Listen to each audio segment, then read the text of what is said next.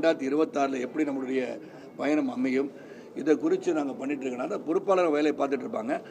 புதுதாக நீங்கள் பார்த்தீங்கன்னா எல்லா சட்டமன்ற பொறுப்பாளர்களுக்கும் ஒரு டைரி கொடுத்துருக்கோம்.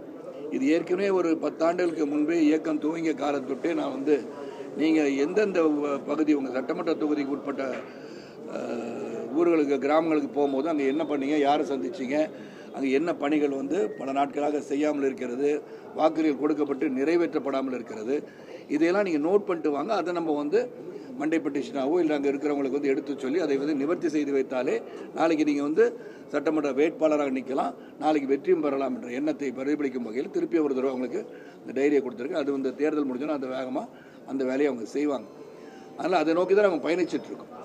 இந்த கட்சிகள்லாம் இப்போ பேச்சுவார்த்தைக்கு உங்களோட பேச்சுவார்த்தைக்கு வந்திருக்கிறாங்க.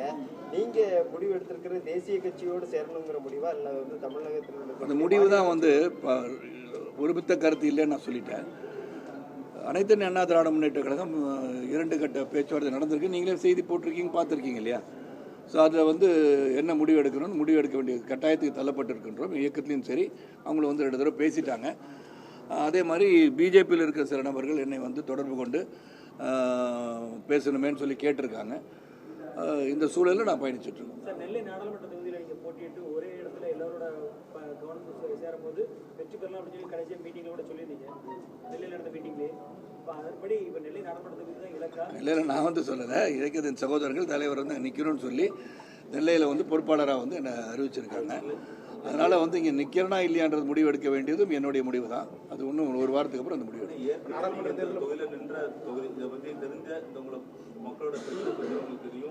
அனுகூலமாக இருக்கின்ற தொகுதி பல தொகுதி தமிழ்நாட்டில் இருக்க எங்கே போய் நின்னாலும் வெற்றி பெறுவோம் தான் உண்மையான வேட்பாளராக இருக்க முடியும், மக்கள் சேவை செய்வோடாக இருக்க முடியும். ஆனால் இந்த தொகுதியில் நிற்பதற்கான வாய்ப்புகள் அதிகமாக இருக்கிறது அப்படின்றத எல்லாரும் இயக்கத்தின் சகோதரர்கள் சொல்லியிருப்பதால் அதை பரிசீலனையில் உள்ளது. நிற்கிறோமா இல்லையான்ற முடிவு ஒரு வாரத்துக்கு பிறகு எடுக்கணும். எத்தனை சீட்டில் போட்டியிடணுங்கிற ஒரு 40 சீட்டில் போட்டியிடலாம், 234 சீட்டில் போட்டியிடலாம் தான் எங்களுக்கெல்லாம் எண்ணம். காலத்தின் கட்டாயம் என்னவோ அதைப்படி தகுந்த மாதிரி அதுக்கு நாங்கள்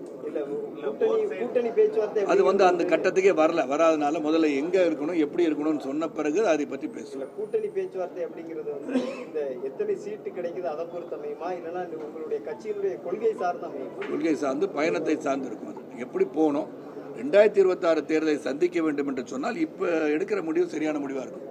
அதை நோக்கி தான் நாங்கள் போயிடுவோம். 2026 இலக்கண்டிங்க. 2024 தேர்தலை பொறுத்த வரைக்கும் நாடாளுமன்ற தேர்தலில் நீங்கள் ஒரு ஆதரவு நிலைப்பாடு எடுக்கலாம். ஆனால் நீங்கள் எத்தனை தொகுதியில் போட்டியிடுறது விருப்பம்? அதான் சொன்னேன், அந்த விருப்பம் என்பது முடிவெடுத்த பிறகு எடுக்க வேண்டிய முடிவு. இல்லை, இப்போ விஜயதாரணி காங்கிரஸ்ல பிஜேபி சந்திருக்காங்க. அவங்க சொல்லும்போது கூட காங்கிரஸ்ல பெண்களுக்கு முக்கியத்துவம் இல்லை, தொடர்ந்து தலைவராக கூட வர முடியாத ஒரு சூழ்நிலையா இருக்கிறது. அதே மாதிரி தான் காங்கிரஸோட நிலைமை என்பது இருக்கிறதா?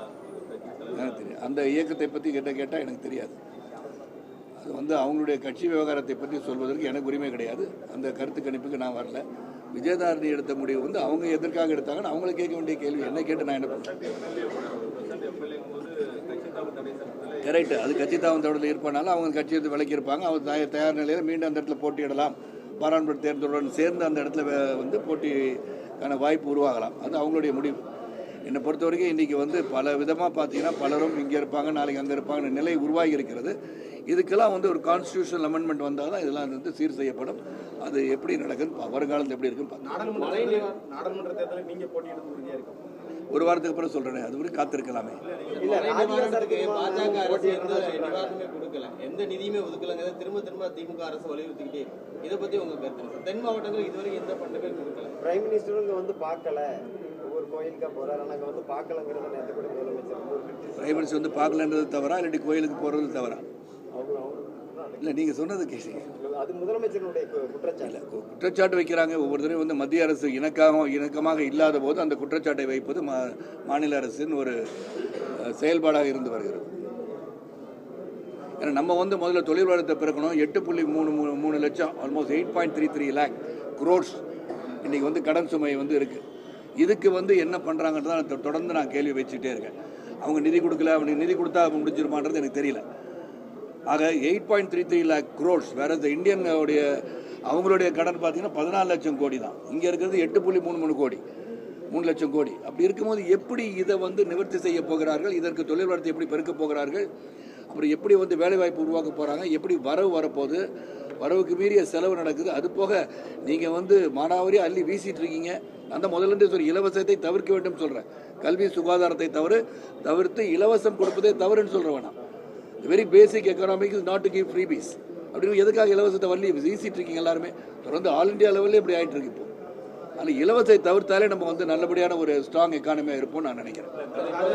உலக முதலீட்டாளர் மாநாட்டில் கையொப்பமிட்ட ஒரு 40 நாளுக்குள்ளேயே வந்து நிகழ்ச்சிகள்லாம் தொடங்கியாச்சு, ஃபேக்டரியெல்லாம் கொண்டு வந்தாச்சுங்கிறது முதலமைச்சரோட ஒரு கருத்து. அது நேரடியாக போய் பார்த்த பிறகு தான் அதை என்னால் சொல்ல முடியும். கையெழுத்து எல்லாம் போடுறாங்க, புரிந்துணர்வு ஒப்பந்தம் பலரும் போடுறாங்க. புரிந்துணர்வு ஒப்பந்தப்படி நடக்கிறதா இல்லையான்னு ஆய்வு செய்வதற்கு ஒரு குழு அமைத்தால் அது சிறப்பாக. அது வந்து பல ஆண்டுகளுக்கு முன்பே வந்து அன்பு அண்ணன் முரசொலி மாறன் அவர்கள் இருக்கையிலே வந்து நாங்குநேரில் பண்ணாங்க. அது வந்து இன்னைக்கு வரைக்கும் நடைபெறல. இது அதனால எல்லாமே நடைபெறலன்றது தெரியுதுல்ல, உங்களுக்கும் தெரியுது, எனக்கும் தெரியுது. நானும் அங்கேருந்து இங்கேருந்து தான் இங்கே வந்து உட்காந்துருக்கேன். ஸோ எல்லாம் தெரிந்தும் மக்கள் விழிப்படைந்து ஏன் இதை செய்யவில்லை என்ற கேள்விகள் கேட்கின்ற நாள் வரும்போது சிறந்த மாற்றம் வரும் நான் நினைக்கிறேன். இல்ல பிஜேபி கூட கடந்த தேர்தலில் வந்து ஆண்டு ஒன்றுக்கு 2 கோடி பேருக்கு வேலை வழங்கப்படும் சொன்னாங்க. கிட்டத்தட்ட 10 ஆண்டுகள் நிறைவு பெறப்படும். கிட்டத்தட்ட எதுவுமே வேலை வாய்ப்புங்கிறது அவங்க தரப்புலையும் வைக்கல சொல்லி அது ஒரு குற்றச்சாட்டவே பல குற்றச்சாட்டு வைக்கிறாங்க. 15 லட்ச ரூபாய் வந்து கணக்கில் வங்கியில் போடுவோன்னு சொன்னாங்க. நாங்கள் அது வரலைன்ற குற்றச்சாட்டு வைத்திருக்காங்க. நாங்கள் அப்படி சொன்னோமா சொல்லியான்னு ஒரு சர்ச்சை ஒன்று இருந்து கொண்டிருக்கிறது. ஆக இதையெல்லாம் வந்து மக்கள் கேள்வி கேட்கின்ற சூழலுக்கு தள்ளப்படும் போது மக்கள் வந்து பணநாயகத்துக்கு அடிமை இல்லாமல் அடிமைப்படாமல் அவங்க கேள்வி நீங்கள் கேட்குற இதே கேள்வியை உங்களுக்கு உரிமை இருக்கு. மக்கள் கேட்கின்ற உரிமை இருக்கும்போது எதற்கு அரசியல் கட்சி தான் செய்யணுமா? ஏன் நீங்க களத்தில் இறங்கி போராடக்கூடாது என்று கேட்கின்ற கேள்விதான் நான் மக்களுக்கு நான் முன்வைக்கின்றேன்.